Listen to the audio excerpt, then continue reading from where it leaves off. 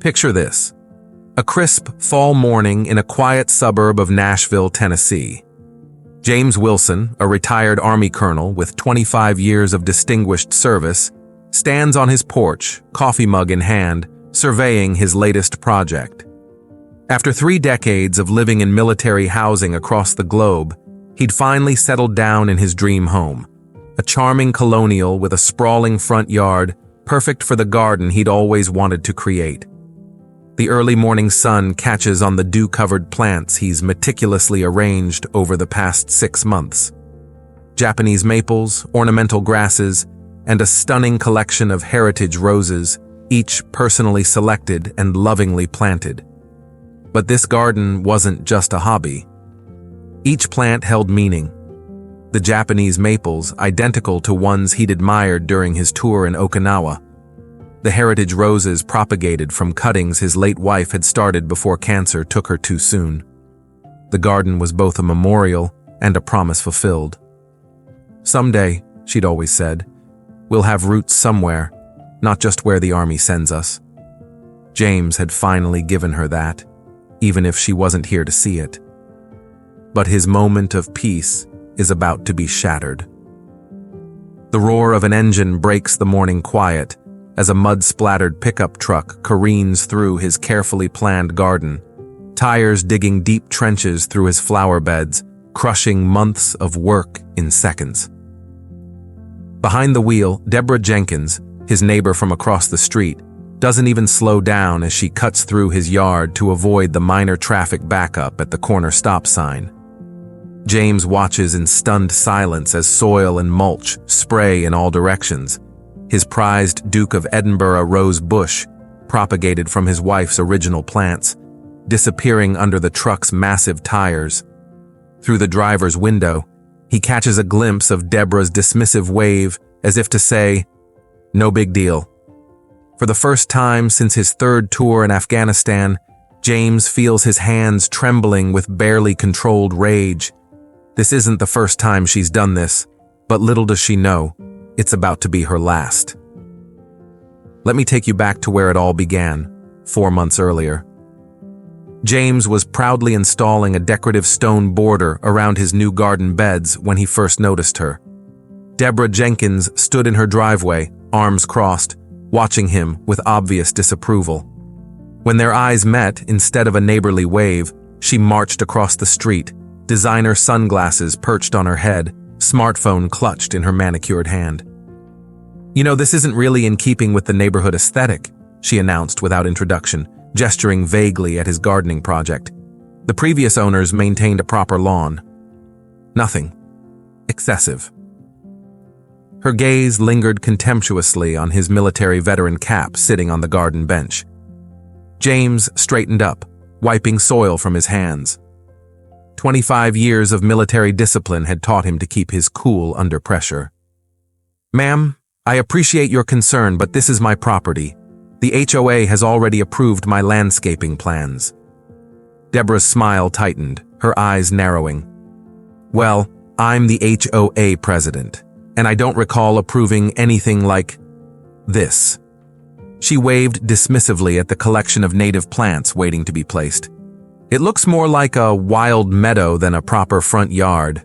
This isn't some rural farmhouse, Colonel. This is Oakwood Estates." The way she said Colonel made it sound like an insult rather than his earned rank.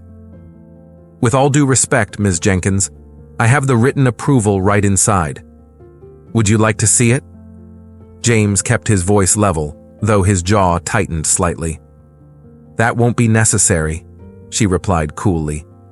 "Just keep in mind that property values are a community concern. We have standards here. People pay a premium to live somewhere that doesn't look like—" She paused, eyeing his modest work clothes. "Well, somewhere with standards." With that, she turned and walked away, already tapping at her phone. Before she was even across the street, James could hear her loudly telling someone, "You won't believe what the new guy is doing to his yard. It's going to tank all our property values." The next morning, James discovered tire tracks cutting across the corner of his yard. Just a small incursion, but deliberate enough to flatten his newly planted lavender. His security camera caught Deborah's distinctive truck, taking the shortcut. When confronted, her response was unforgettable. "Oh, please," she said with an exaggerated eye roll. "It's just a tiny corner. The previous owners never minded when people used it as a turnaround. You're being awfully precious about a bit of grass."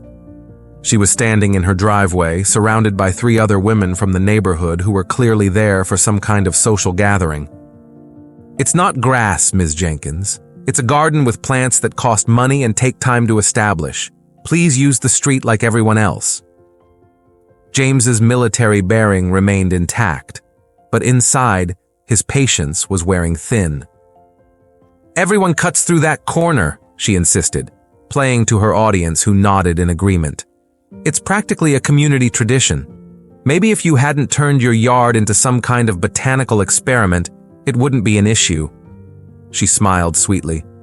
"Perhaps landscaping isn't your thing. My husband knows a service that could put in a nice, normal lawn for you."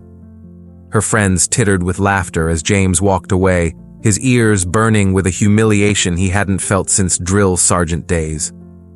That night, he sat in his study, looking at old photos of his wife tending her small container garden outside their last military housing unit. "I'm not letting some entitled bully destroy what we dreamed about," he whispered to the photo. James decided to install small decorative boulders along the property line, attractive but substantial enough to protect his plants. The HOA guidelines specifically allowed for decorative landscaping elements, so he was well within his rights. He positioned them carefully, making sure they were aesthetically pleasing while still creating a barrier against wayward vehicles. 2 days later, the boulders had mysteriously shifted, leaving a car-sized gap. His security camera had been tilted upward, but not before capturing a glimpse of Deborah's truck and another neighbor helping her move the heavy stones under cover of darkness. "You should have seen your face," Deborah called out from her front yard the next morning as James discovered the vandalism. "Did you really think a few rocks would keep people from using the cut-through? This is how things work here, Colonel. You might have given orders in the army, but this is my neighborhood." Over the next few weeks, the situation escalated from annoying to outrageous. James would repair damage, only to find new tire tracks the next day. He planted more resilient bushes as a natural barrier, only to find them dying mysteriously after being doused with what his soil test confirmed was industrial-strength weed killer. His security cameras kept being tampered with, though he continued to reposition them and add more. Each morning brought a new indignity: a broken sprinkler head, garbage mysteriously strewn across his carefully mulched beds, anonymous complaints to the HOA about unsightly vegetation that required him to attend hearings where Deborah presided with thinly veiled hostility. At the grocery store, he overheard her telling another neighbor, "It's sad, really. I think all that time in combat did something to his mind. Normal people don't obsess over plants like that." The final straw came during a weekend when James was visiting his daughter in Kentucky. He'd gone to see his new grandson, his first blood relative besides his daughter. 3 days of joy and family connection, holding the baby named after him. He returned to find a makeshift road had been carved through his front yard. Multiple vehicles had clearly used it, creating a packed dirt path straight through his garden. Several expensive plants were completely destroyed, including the memorial rose bush, containing the last living piece of his wife's original garden. The security footage he'd managed to capture showed Deborah directing traffic, actually waving cars through his yard. "Don't worry about it. He's out of town and this saves so much time with that construction detour on Maple. The old owners never minded. He's just difficult." The camera caught her deliberately driving over the small sign he'd placed identifying the memorial rose, laughing as her tires crushed it. James stood in his ruined garden, the crushed and broken remains of his wife's rose in his trembling hands, and something inside him hardened into resolve. 25 years in the military had taught him that sometimes the best defense is a strategic offense. But unlike his neighbor, he would stay completely within the bounds of the law. First, he documented everything meticulously. every instance of trespassing, every damaged plant with its replacement cost, and every neighborhood covenant that Deborah had violated. He filed a formal police report for vandalism and trespassing, making sure to mention his status as a disabled veteran whose therapeutic garden had been destroyed. The responding officer, a former Marine, was particularly sympathetic when James explained about the memorial aspects of the garden. "My wife never got to see our permanent home," James said quietly, showing the officer a picture of the crushed rose. This was the last living piece of her garden. "We'll make sure this is properly documented, sir," the officer replied, his own jaw tightening as he took photos of the damage. Next, James hired a landscaping company to repair the damage, but with a twist. He had them install a sophisticated drainage system throughout his yard, with particular attention to the path Deborah had established. To the casual observer, it just looked like he was fixing the damage and improving his garden. In reality, he was preparing for a little lesson in consequences. The system included perfectly legal, motion-activated sprinklers designed for deterring deer and other wildlife from gardens. These weren't your ordinary sprinklers. They were high pressure, capable of spraying water up to 20 feet, and they could be programmed to target specific zones. Most importantly, they were completely hidden among his new plantings. "I want them invisible but effective," he told the contractor, a fellow veteran who grinned knowingly. "Don't worry, sir. Anyone driving through here is going to get the surprise of their life, but nobody will see these coming." James also installed a series of trail cameras designed for wildlife observation, camouflaged, weather-resistant, and positioned to capture every angle of his yard without being easily spotted or tampered with. These cameras uploaded footage directly to cloud storage, ensuring Deborah couldn't erase the evidence. The final touch was a series of small, reflective, "No trespassing" signs placed at regular intervals around his property, perfectly legal and visible, ensuring no one could claim ignorance. With everything in place, James waited patiently. His military career had taught him that timing was everything. He didn't have to wait long. 3 days after completing his preparations, his motion sensors alerted him to activity in his front yard. Through his window, he watched as Deborah's truck approached the corner of his property, slowed slightly as if checking for his presence, then deliberately turned to drive across his garden. James calmly picked up his phone and pressed a single button on his custom app. His heart rate didn't even increase. This was the calm focus he'd known in combat, the moment of truth. The moment Deborah's truck crossed onto his property, nature seemed to fight back. The hidden sprinklers activated with perfect precision, shooting powerful jets of water directly at her vehicle from multiple directions. But this wasn't just any water. James had added a special ingredient to the sprinkler reservoir, a completely harmless, biodegradable, water-soluble purple dye commonly used in plumbing to detect leaks. What made it even better, the dye was transparent in the water tank, but turned vibrant purple upon contact with air. So the initial spray seemed like regular water until the chemical reaction occurred, about 3 seconds after contact. Deborah's reaction was priceless. Through the suddenly purple-tinted wall of water, James could see her frantically trying to roll up her open window as her pristine white leather interior was splashed with purple water. Her truck swerved in panic, bogging down in the soft, newly landscaped soil, exactly as James had anticipated. The landscapers had been thorough. The path looked normal, but concealed 6 inches of ultra-soft soil mix designed to look solid while being completely unable to support the weight of a vehicle. A booby trap that was completely legal and commonly used in estate landscaping to prevent exactly this type of shortcutting. The more she accelerated, the deeper her tires sank, and the more the strategically placed sprinklers covered her vehicle in purple dye. By the time she abandoned her attempt to drive through, both she and her truck were a remarkable shade of purple, and her vehicle was stuck up to its axles in mud. What Deborah didn't know was that James had timed this perfectly.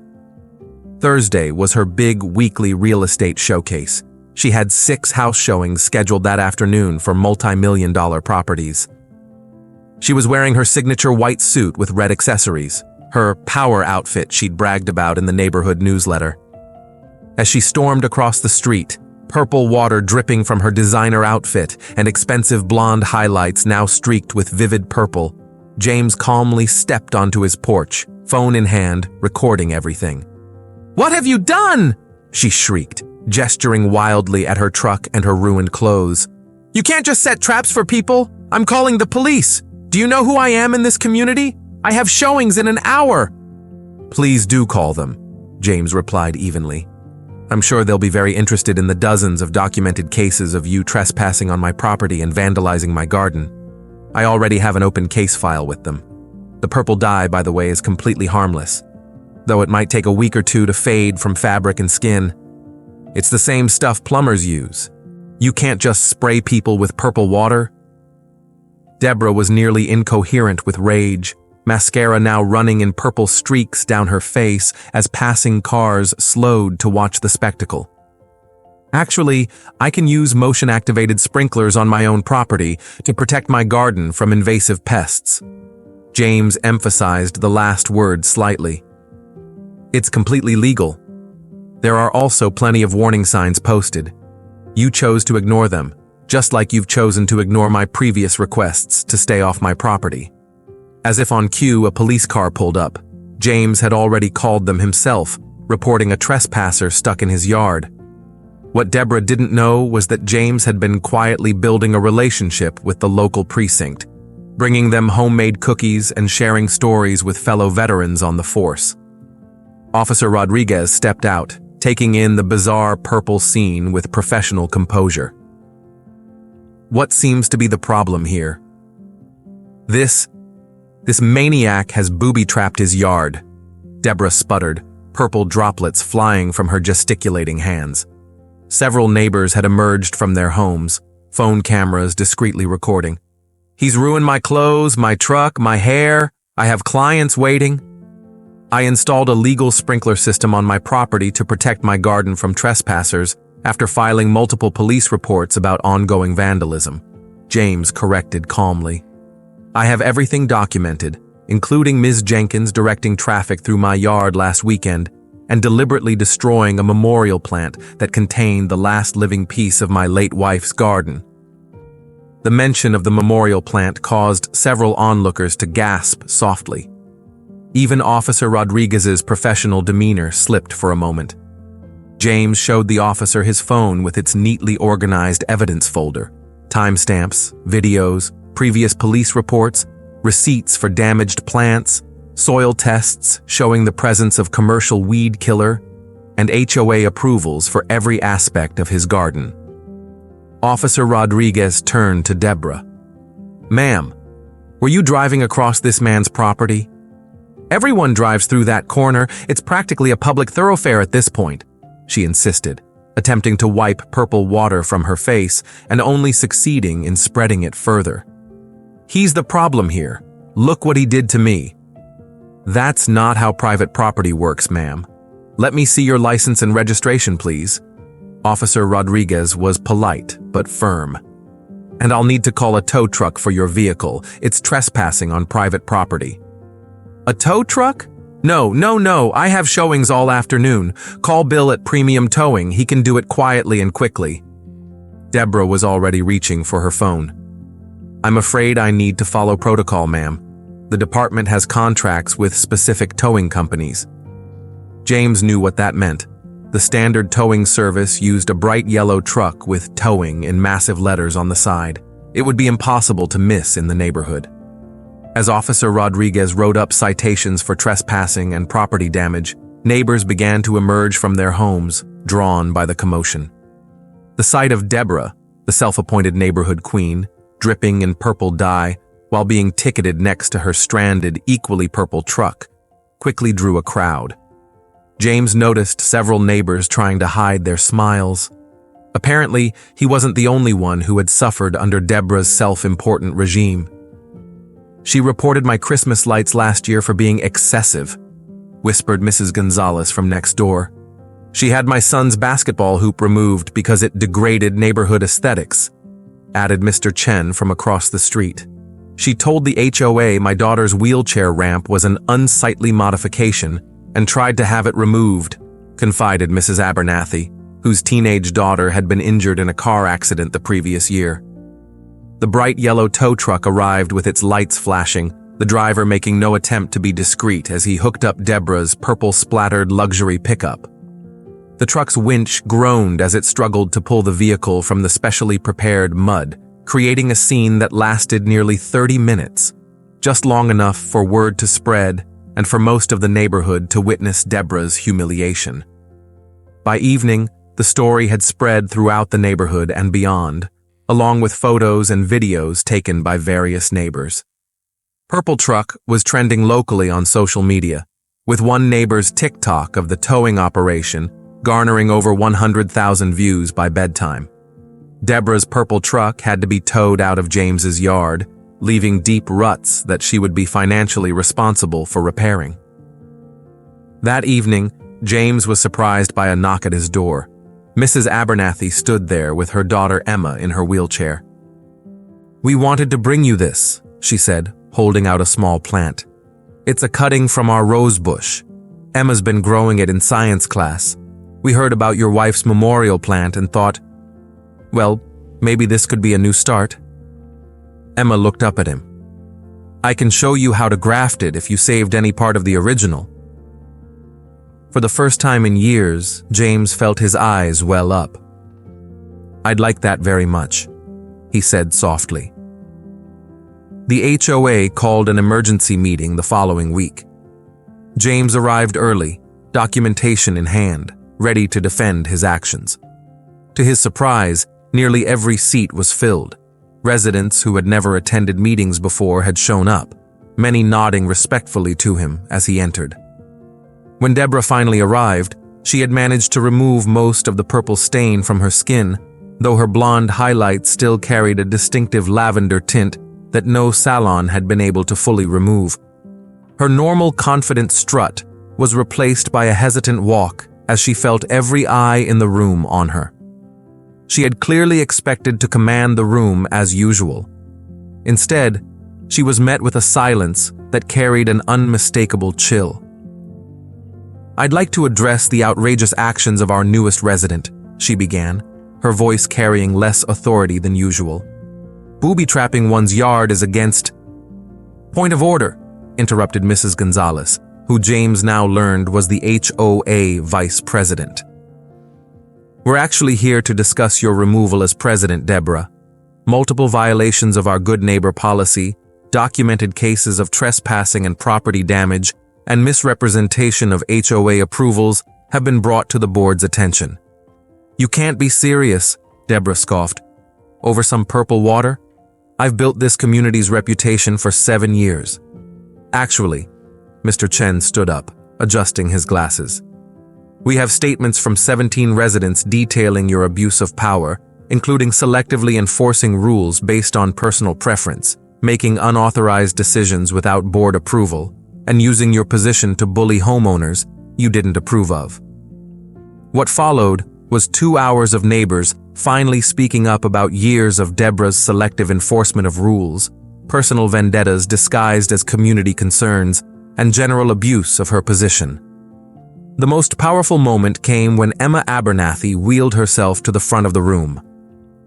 "Ms. Jenkins filed 3 complaints about my wheelchair ramp, saying it decreased property values. My parents had to hire a lawyer to fight for my right to access my own home. Is that the kind of community we want to be?" The room erupted in supportive applause for the teenager. Even Deborah's closest allies couldn't defend her actions in the face of such testimony.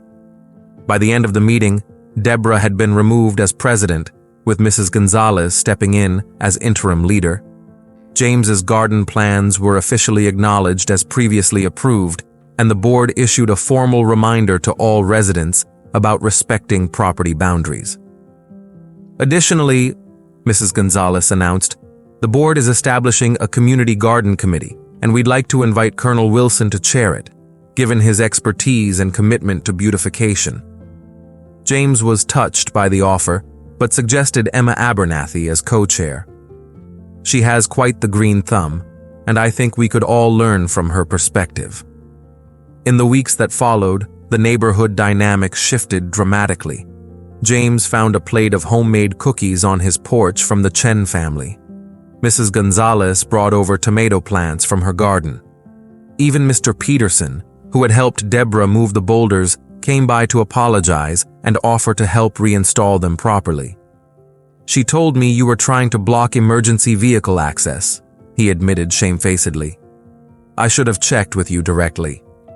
The Community Garden Committee's first project was creating a small memorial garden at the neighborhood entrance, featuring plants contributed by different families, including a centerpiece rose bush propagated from Emma's gift to James. As for Deborah, her social standing never quite recovered. Her truck, despite professional cleaning, maintained a faint purple tinge that became a running joke in the neighborhood.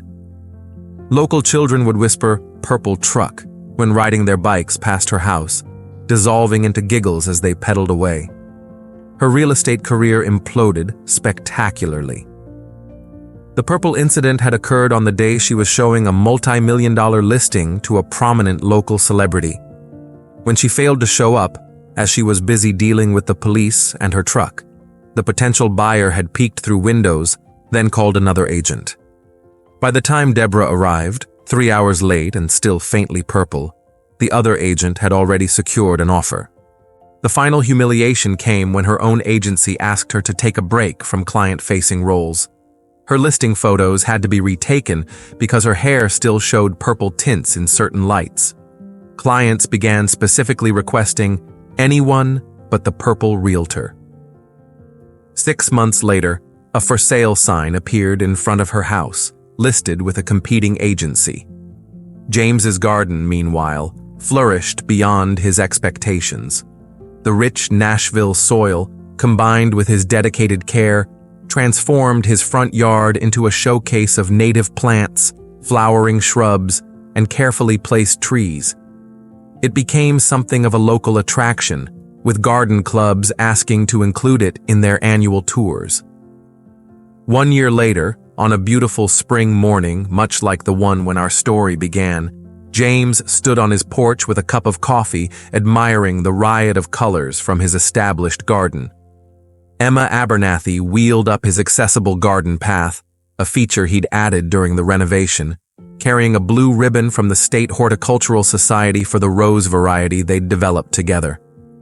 The new family that had bought Deborah's house, a young couple with twin boys, waved cheerfully as they walked by. "Your garden is amazing, Colonel Wilson," called Sarah, the mother. "Any chance you could give us some advice for ours? We're complete beginners." James smiled and nodded, setting down his coffee. "I'd be happy to help. And please, call me James."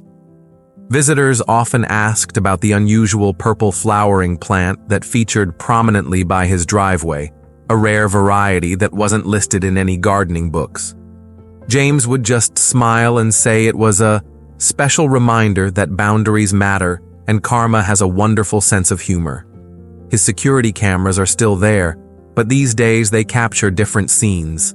Neighbors stopping to admire the flowers, children carefully following the stepping stone path to deliver cookies or pick up garden tips, and occasionally drivers slowing down to photograph the stunning landscape that has become a neighborhood point of pride. Last week, James received an interesting social media notification. Someone had spotted Deborah in a town 40 miles away, arguing with code enforcement officers about her right to paint her new house an unauthorized shade of purple. The irony wasn't lost on anyone who knew the story. He chuckled, closed the app, and headed outside to tend to his garden. As he knelt in the soil, Emma working beside him grafting new rose varieties, James reflected on how sometimes the best revenge isn't about getting even. It's about creating something beautiful from the mess others leave behind. His garden had become more than just a hobby. It was a symbol of standing your ground with dignity and purpose, and a living memorial that had brought a community together. If you've ever dealt with a nightmare neighbor, remember, Sometimes the best way to handle entitled behavior is to document everything, know your rights, and let karma do its thing. Just make sure you have good security cameras. And perhaps keep some harmless purple dye handy. Don't forget to like this video and subscribe for more stories of sweet, satisfying karma. Drop a comment if you think Deborah got exactly what she deserved, and share your own story of standing up to entitled neighbors.